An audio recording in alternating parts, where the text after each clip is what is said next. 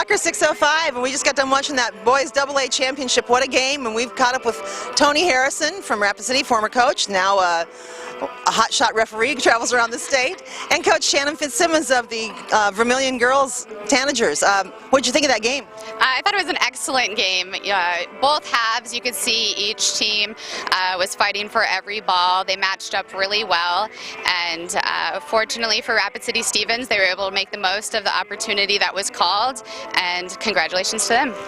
How about you, Tony? What did you see? Yeah, I agree. I thought it was great. Both sides fought for the ball. You can see the little different styles of play both teams had.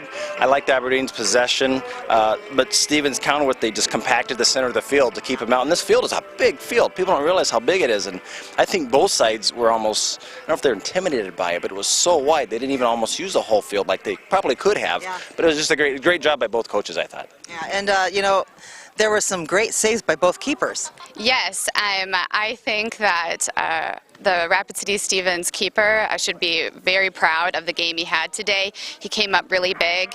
Aberdeen started with a lot of pressure on the Stevens defensive line, and the goalie came up really big in those moments, and I think that helped rally the Stevens team behind that. He gave the team a lot of confidence, and ultimately Stevens ended up with more pressure at the end, and that's why they won the game. Yeah. Now, what were you seeing defensively, Tony, for both teams?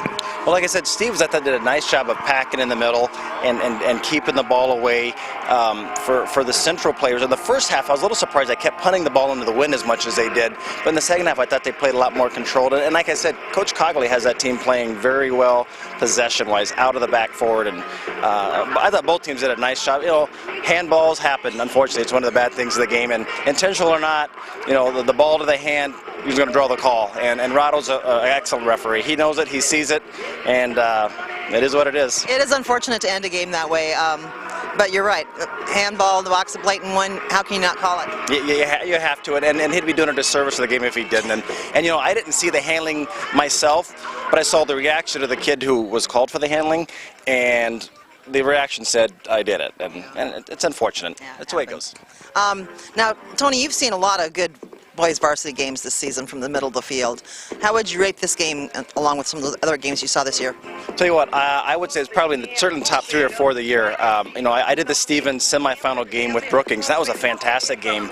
Both of those teams are very good. Now, I've seen Stevens a couple times this year. They're a solid crew. They've played fast, they play well, they connect well. And Central's the same way. Coach Cogley has those guys always ready to play. I would tell you, from what I could tell, top 3, top 2 of the year for sure. And Shannon, you probably haven't had a chance to see many AA boys games. No. Did the level of play surprise you? I thought the level of play was excellent. They adjusted well to the wind that they were dealing with, and I thought that their ball control in the air and on the ground, their footwork was obviously excellent today. And you know, big players will come up with big moments, and you could see that there were a lot of people on the field that were trying to make an opportunity happen.